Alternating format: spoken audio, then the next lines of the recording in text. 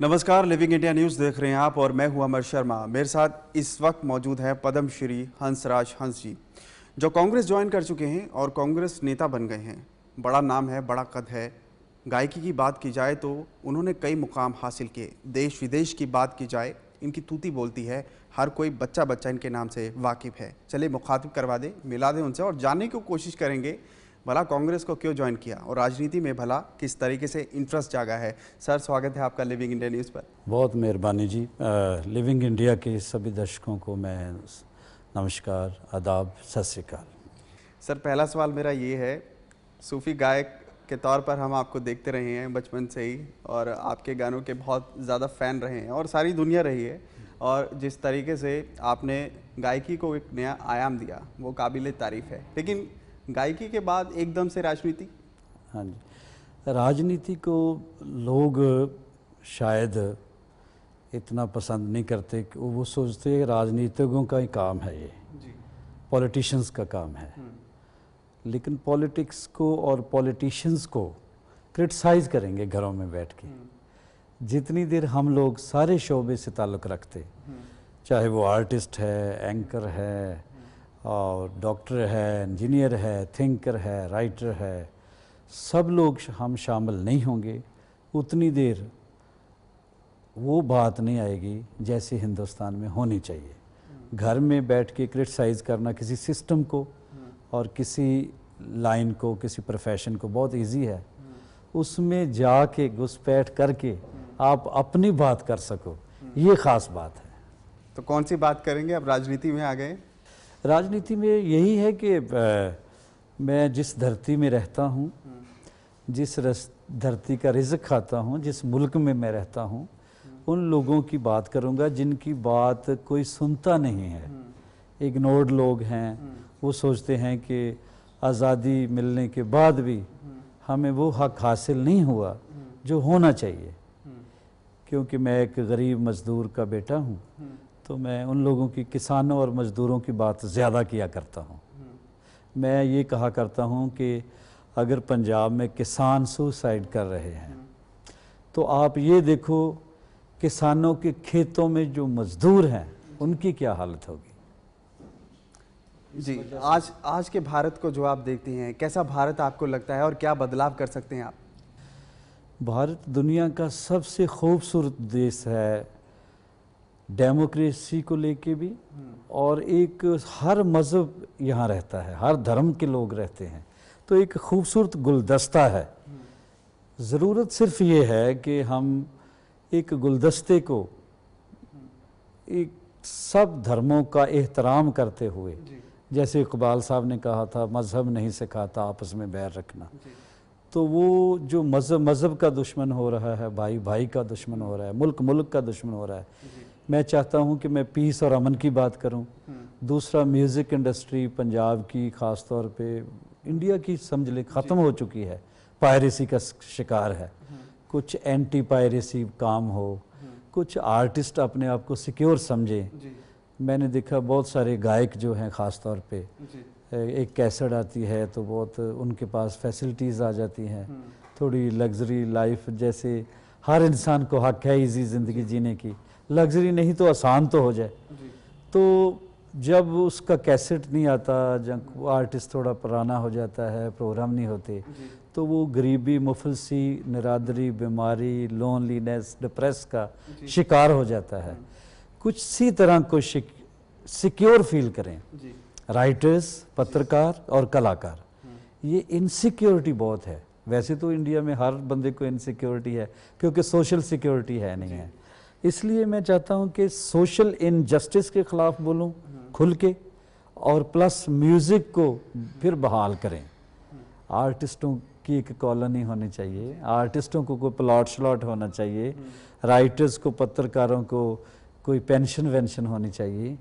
जो जगाते हैं लोग, जो इस धरती को खूबसूरत लगने में जिनका खूबसूरत रोल होता है, राइटर अच्छा कलम से के ज़रिए कंट्रीब्यूट करता है, सिंगर दिल को सरशार करता है, खुश करता है, आप देखें कोई गाना ऐसा आता है सारा डिप्रेशन ही दूर हो जाता है। तो इन लोगों के लिए ज़्यादा सोचा नहीं गया, एक ख़ास तरह का इंटरटेनर सा बन के रह जाता है आर्टिस्ट।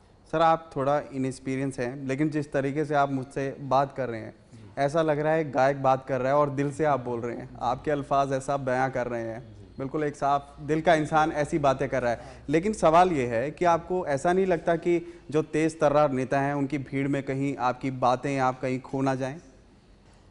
यही डर अगर बैठा रहा दिल में तो फिर तो कोई राजनीति में आएगा ही नहीं।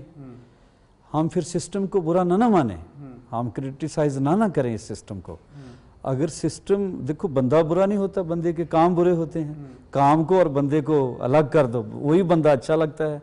अगर मैं माइक में, बड़ी बड़ी रैलियों में, मीडिया में ये बात पहुंचाऊंगा कि भाई उन लोगों की भी सुनो जिनको 2 वक्त की रोटी नसीब नहीं होती, जिनके रहने के लिए छत नहीं है। लेकिन सर आजकल तो राजनीति जो है काफ़ी चरम सीमा पर है, लोगों की सुनता ही कौन है? राज्यसभा हो, लोकसभा में हो, आप देखते हैं खुद कितनी बहस होती है और सेशन काल ऐसे ही चला जाता है। क्या समझते हैं कैसे बात पहुंचाई जाए? और लाल फीताशाही हावी है हमारे सिस्टम में, ये कैसे ख़त्म होगी? ये ऐसे ही ख़त्म होगी कि ये हैरान होने की बजाय, परेशान होने की बजाय कि देखो बंदा इतना अच्छा आर्टिस्ट था, इतना अच्छा इंसान था, वो राजनीति में आ गया। इसका मतलब आप राजनीति को बुरा भी कहते हो और राजनीति अच्छी कैसी होगी?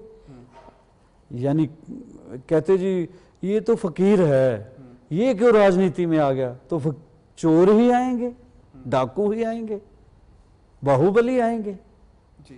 तो उठो सब लोग जिनके पास वक्त है, आओ राजनीति में, अच्छी बातें करो, इस सिस्टम को बदल के रख दो, रेवोल्यूशन ले आओ। अगर हम मूक दर्शक होकर देखते रहे इस मुल्क का, पहले बेड़ा गर्क हुआ और हो जाएगा। उठना चाहिए, जागना चाहिए। दुल्लो जी की बात की जाए, वो आपका विरोध कर रहे थे, क्यों खफा क्यों है वो खफा इसलिए हैं कि डिज़ायर्स और नेगेटिविटी, जेलसी से भरे हुए ये लोग हैं। 70 साल से ये खुद वजीर बन रहे हैं, इनकी आगे औलाद बन रही है, इनकी बीवियां बन रही हैं, आगे पोतरों के लिए टिकटें मांग रहे हैं। ये चाहते नहीं कि कोई नया बंदा आए। अब मैं भी आऊँगा तो नया ही कहेंगे, ये नहीं कहेंगे कि इस बंदे ने पार्लियामेंट का इलेक्शन लिया, 3,90,000 मुझे वोट पड़ी है, मैं नया कैसा हूँ? 9 साल का मेरा एक्सपीरियंस है जिस पार्टी को छोड़ा 1.5 साल पहले, मैं नया कैसा हूँ? मैं पूरी दुनिया को फतेह करके आया हूँ, मैं नया कैसा हूँ? नया तो वो है जिसको अल्फबे नहीं आता, जिसको ABC नहीं आती। तो मुझे भी वो नए में शुमार करके एक्सक्यूज ढूंढ के कोई ना कोई ये सोचेंगे कि हम कोई भी बंदा नया आगे ना आए। इन लोगों ने, दलितों का खास तौर पे ऐसे लोग हैं, दूलो शुलो 2 लोग हैं जिन्होंने हक मारा हुआ है, और गरीबों का और लोगों का। कांग्रेस की बात की जाए, क्या लोकल लीडर खुश हैं आपके आने से? लोकल लीडर बहुत खुश हैं, जिन्होंने हासिल करना था मेरा कैंसिल करके हासिल कर लिया, अब वो खुश हैं, कोई बात नहीं, वो अपनी साजिश में कामयाब हैं। बाकी 1% या 2% आपकी विरोधिता होती है, आपके अपोजिट लोग हैं, अपोजिशन है, तो मैं तो चाहता हूं कि मेरी 20% लोग ना खुश हों, ताकि ये पता चले कि बंदे की एंट्री तो हुई है। जिसकी विरोधिता ही नहीं हुई वो कोई बंदा है। क्रिटिसिज्म उसी का होता है जो जिसका पता एकदम ये बंदा इतना नामवर है, इंटरनेशनल फेम है, ये आ जाएगा, पता नहीं क्या होगा। हालांकि मैं ना म्यूज़िक में किसी के लिए इनसिक्योरिटी पैदा की, ना सियासत में। हम गुरु नानक साहब को बहुत मानते हैं, सारा जहान मानता है।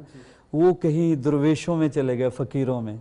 तो एक जो उनका लीडर था सेंट, उन्होंने बोला यार उसको बोलो पहले यहाँ फ़कीर बहुत है।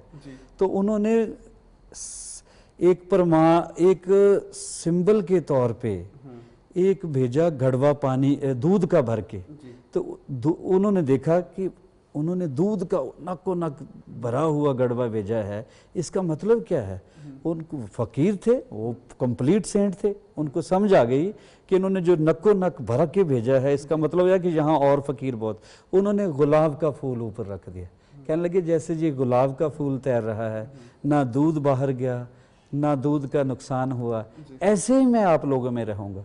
इसीलिए मैं हमेशा अर्ज़ करता हूँ कि ऐ मेरे से पहले लोकल लीडरों या नेशनल लीडर साहिबान, मैं आप सब का एहतराम करता हूँ, इज़्ज़त करता हूँ, आप मेरे सीनियर हैं। मेरे आने से किसी की टिकट, किसी का ओहदा ख़तरे में नहीं है। मैं सेक्रीफाइस के लिए पैदा हुआ हूँ, मैंने जो अचीव करना था कर लिया। अब आपकी ख्वाहिशें नहीं ख़त्म हो रही, उस दिन ख़त्म हो जाएंगी जब 4 बंदे उठा के आपको शमशान घाट फूक आएंगे। तो हम इनकी मौत की दुआ तो मांग नहीं सकते, लंबी उम्र की दुआ मांगेंगे, लेकिन ऐसे लोग जल्दी मर जाएं जो गरीबों का हक मारते हैं। मैं आपसे ये जानना चाहूँगा, कांग्रेस के कार्यकाल में आपको काफ़ी अवार्ड मिले, बिल क्लिंटन भी आपको नवाज चुके हैं, बड़े बड़े प्राइज आपको मिल चुके हैं। कांग्रेस प्रेम कहाँ से जागा, मैं ये जानना चाहता हूँ। कांग्रेस के राज में नहीं, मुझे हर राज में वाजपेयी साहब ने ऑनर किया, बहुत रिस्पेक्टेड हैं वो। तो अब्दुल कलाम साहब से नाटक अकेडमी अवार्ड मिला, पद्मश्री मिला कांग्रेस के ज़माने में। मैं किसी पार्टी का, किसी मज़हब का बंदा नहीं हूँ, मैं रब का बंदा हूँ। तो मुझे हर पार्टी ने सराहा, लेकिन कांग्रेस में इसलिए आया हूँ कि थोड़ी सी मुझे सेकुलर लगती है। इसमें हर मज़हब के लोग रह रहे हैं, किसी एक मज़हब की बात नहीं हो रही कि एक मज़हब ज़िंदा रहे बाकी सब मर जाएं, ख़त्म हो जाएं। तो माइनॉरिटीज़ के लिए इनसिक्योरिटी नहीं है, गरीब मज़दूरों को भी थोड़ा बहुता। एक बंदा था साधारण सा, उसको उठा के उन्होंने गवर्नर बना दिया। एक बूटा सिंह जी थे, हमारे गांव में रहते थे, वो रेलवे मंत्री भी रहे, होम मिनिस्टर भी बने। जगजीवन राम साहब बहुत बड़े लीडर हुए, मीरा कुमारी जिनकी बेटी है। ये पार्टी है, ज्ञानी जैल सिंह जी राष्ट्रपति बन गए। ये लोग ये नहीं सोचते ये किस मज़हब का बंदा है। कांग्रेस की ये खूबसूरती बात ये सीखते कि इस बंदे के आने से मुल्क में सेकुलरिज्म का मैसेज जाता है या नहीं जाता, ये कांग्रेस का कल्चर है। आजकल तो दलित वोट बैंक की राजनीति भी बहुत हो रही है, और चुनावी मैदान में देखा जाए बीजेपी ने भी 5 अपने अध्यक्ष दलित ही उतारे हैं। विजय सापला जी की बात की जाए या 5 अन्य राज्यों की बात की जाए, कितना इफेक्ट पड़ता है इन चीज़ों से, आप बताएं। दोआबा में सबसे ज़्यादा दलित वोट बैंक है। हालांकि कोई फर्क नहीं पड़ता। जिस पार्टी ने अच्छे काम किए वो अच्छे रिजल्ट के लिए इंतज़ार करें। जिस पार्टी ने पंजाब के लिए ने कुछ नहीं किया, उनको they are most hated people, किसी को ले आए। दलित अभी पागल नहीं है, दलित जाग चुका है। वो ये नहीं है कि एक दलित आ गया, एक बंदा पूरी कम्युनिटी नहीं होता। हाँ, वो बंदा पूरी कम्युनिटी है जो शुरू से ग्राउंड लेवल पे अपने लोगों के साथ जुड़ा रहा, तो वो मुबारक का हकदार है। अच्छा इंसान किसी भी पार्टी में है, वो मेरे लिए इज्जत के काबिल है। कांग्रेस की बात की जाए, कई नेताओं ने जैसे दल बदल किया, कांग्रेस के नेता वहाँ गए, वहाँ के नेता यहाँ आए। तो कैप्टन साहब ने भी कई बार कटाश की दल बदल को लेके, आपने भी दल बदल किया, तो आपको नहीं लगता कि थोड़ा बहुत उंगलियां आपकी तरफ भी उठती हैं और लोग भी बोलेंगे? बकायदा उठनी चाहिए, लोगों को हक है, डेमोक्रेसी है। लेकिन दल बदलना वो होता है कि आपकी टिकट कैंसिल हो गई, आपने दल बदल के और टिकट ले ली। मुझे पार्लियामेंट से, मैंने एक इलेक्शन फाइट किया था, मैं थोड़े फ़र्क से हार गया था। तो उसके बाद जब दोबारा पार्लियामेंट का इलेक्शन आया तो मेरी टिकट कैंसिल कर दी गई। तो मैं उस वक्त कांग्रेस का जो प्रेसिडेंट थे मिस्टर प्रताप सिंह बाजवा, वो मेरे घर तशरीफ़ लाए। उनका फ़ोन आया, कहने लगे मैडम जी से दिल्ली बात होगी, राहुल जी से, आप टिकट जलंधर से फाइट करेंगे। काफ़ी लोग मिलने भी आए थे आपसे। काफ़ी यहाँ आए हैं, वो जिंदा हैं, उनसे आप क्रॉस चेक कर सकते हैं। टिकट फाइनल थी। मैंने कहा नहीं, दल नहीं बदलना, पार्टी नहीं बदलनी। लोग ये बोलेंगे कि टिकट के लिए बदल गया। दूसरी जो पार्टी है आज अपना जो दिल्ली में कर रहे हैं, क्या नाम उनका, आम आदमी पार्टी। आम आदमी पार्टी, उनके 3-4 बंदे 3-4 दिन घर बैठे रहे, लगातार मुसलसल मुझे कन्विंस करने की कोशिश। मैंने कहा भाईजान देखो, बाजवा साहब भी और आम आदमी पार्टी वेलकम, खुश आमदीद, खैर मकदम, ये तो फकीर का घर है, चाय वाय पियो, खाना वाना खाओ, लंगर बाबा जी का है। लेकिन मैं टिकट के लिए पार्टी नहीं छोड़ूंगा। उस वक्त छोड़ता तो मैं दल बदलू था। उसके बाद मैं टिकट कैंसिल होने के बाद मिसिज सुखबीर बादल, जो हमारे मौजूदा डिप्टी सीएम साहब हैं, वो मेरे रिस्पेक्टेड बहन जी हैं, उनके लिए मैंने 1.5 महीना प्रचार दिलो जान से किया। ठीक है, मैंने कहा अगर मैं जलंधर में रहा जिसको टिकट दी है वो मेरी पार्टी का बंदा है, तो मेरा तो मैं तो उसको देख ही नहीं सकता, नफरत से भरा मेरी टिकट इसने कैंसिल करवा दी, तो मैं इसकी कैंपेन कैसे करूंगा? इसका मतलब मैं अंदर से मेरा मालिक नाराज हो जाएगा कि तू तेरी बॉडी है, रूह कहीं और है। रूह मेरी मांगेगी या मेरे मालिक ये हार जाए, और माइक में मैं कहूँगा मेरा भाई है। हाँ, तो डबल क्रॉस चीजें हो जाती हैं जो अच्छी नहीं वो तो ठीक नहीं है। मैंने कहा मैंने इसका प्रचार नहीं करना, फिर मुझे वहां ले गए। उस वक्त मैं अगर पार्टी छोड़ता तो मैं दल बदलू था। अभी 1.5 साल हो गया था, 1.5 साल बहुत होता है राजनीति में, 1.5 साल हो गया था मुझे रिजाइन किए हुए। हम्बल रिक्वेस्ट मैंने की बादल साहब को कि मैं छोड़ना चाहता हूं, मैं सुकून से रहना चाहता हूं। अब 1.5 साल बाद कैप्टन अमरिंदर सिंह साहब कहते किसी बंदे के बारे में देखना हो तो उसकी थोड़ी बहुत ही पास्ट देखो, उसके बाद अगर वो साथ आपको चलाना चाहता है तो वो इंसान कैसा है, उसके साथ जहाँ सफ़र करो, जहाँ खाना खाओ। ठीक है, तो आपने खाना मैंने खाया, सफर काफी किया। देर खाने खाए, सफ़र किया। आम आदमी पार्टी को भी कंपटीशन नहीं मानते हैं आप? कांग्रेस की बात की जाए तो क्या आम आदमी पार्टी को पंजाब में कंपटीशन मानती है? जिस तरीके से आपको भी ऑफर किया गया, आप नहीं गए। मुझे लोगों का पता नहीं, पार्टी की बड़े लोगों का क्या, एज ए लेमैन मैं सोचता हूं कि मुझे कभी ख्याल नहीं आया आम आदमी पार्टी का। मुझे लगता कांग्रेस बहुत बड़ी पार्टी है। तो आपको क्या वो कमजोर खेमा लगा था जो आप नहीं गए? वहां पे ऑफर भी है, आप कह रहे 3 दिन तक बैठे रहे लोग। कमजोर खेमा नहीं, मैं एमपी, मुझे पता था मैं इजीली बन जाऊंगा। मैं कमजोरी की बात नहीं कर रहा, मेरी विचारधारा वैसी नहीं मिलती। मैं नहीं चाहता एक्टरों के साथ मैं चला जाऊं। अब तो गुग्गी जी भी गए हैं, तो आप समझते हैं कि गलत खेमे में चले गए? नहीं, गुग्गी बहुत मेरा प्यारा दोस्त है, मेरे छोटा भाई है। भगवंत मान से मेरी घंटों बात होती है। मैं वैसा राजनीति नहीं गालियां निकालूंगा, नहीं। जो इसका मतलब ये नहीं है उन्होंने वो पार्टी ज्वाइन कर ली तो वो बुरे लोग हैं। पर्सनल रिलेशन अच्छे हैं? नहीं, बहुत अच्छे हैं। मैं अन्ना हजारे को बहुत मानता हूँ। सर एक अन्ना हजारे को बहुत मानता हूँ, लेकिन जो अन्ना हजारे से धोखा करे उसको नहीं मानता। तो केजरीवाल ने धोखा किया, आप ये मानते हैं? जिसने भी किया, वो धरने पे कहा था कि हम राजनीति के में नहीं आएंगे। सेंटर की जो कांग्रेस है वो यही कहती है, राजनीति में हम नहीं जो प्रवक्ता हैं कांग्रेस के, गुरु के साथ धोखा दिल्ली में जो कांग्रेस के प्रवक्ता हैं वो यही कहते हैं। देख लो, अन्ना हजारे का इस्तेमाल किया गया। अहले मुर्शिद जो लोग हैं, गुरु वाले लोग हैं, वो कहते जिसको जिसने गुरु को धोखा दे दिया वो किसी का क्या बनेगा। अन्ना हजारे पे कोई उंगली नहीं उठा सकता। तो इनडायरेक्ट आप कह रहे हैं पूरा कि धोखा हुआ है। कितनी पॉपुलेशन है? इनडायरेक्ट आप कह रहे हैं कि धोखा हुआ है और आप पार्टी इनडायरेक्ट नहीं, मैं डायरेक्ट कर रहा हूँ। क्योंकि अन्ना हजारे ने अमृतसर कहा, किस गंदगी की बात कर रहे हो? अन्ना हजारे कितनी पॉपुलेशन है?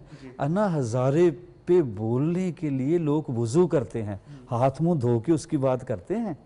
वो एक ही बंदा है जिस पे उंगल नहीं कोई धर सकता, किसी पार्टी का भी बंदा हो। इन लोगों ने कोई रेवोल्यूशन लाना था तो वैसे लाते, ठीक है। अब मुझे कोई पार्टी तो लगती नहीं, ऑड इवन लगती है सोच, ऑड इवन सोच। सर एक ब्रेक लीजिए मेरे लिए। मैं चाहूँगा कि आप शेरो शायरी अंदाज में जनता को दिखाएं कि इस तरीके से हंसराज हंस एक शायर भी है बेहतरीन। ब्रेक मैं लीजिए। ये कहूँगा कि वो कहते हैं कि हम सायादार पेड़ जमाने के काम आए, जब सूखने लगे तो जलाने के काम आए।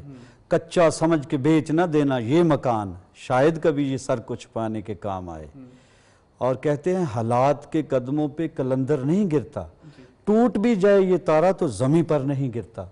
बड़े शौक से गिरते हैं दरिया समंदर में, लेकिन कभी समंदर किसी दरिया में नहीं गिरता। जो गैरतमंद लोग हैं वो हालात के साथ समझौता नहीं करते। हम उन लोगों को मानते हैं जिन्होंने हमें आज़ादी लेके दी, शहीद आज़म भगत सिंह और उनके साथी। जिसने भी जंगे आज़ादी में हिस्सा लिया वो सल्यूट के काबिल हैं। बाद में मुल्क को क्या हो गया, गरीब अति गरीब होता गया, अमीर बहुत अमीर होता गया। ये जो कैटेगरिकली हम देखते हैं तो हमें लगता है कि ऐसा भारत उन्होंने नहीं शायद देखा होगा। तो मैं कोशिश करता हूँ कि ब्रेक के बाद बाकी की बातें करता हूँ। छोटी सी ब्रेक।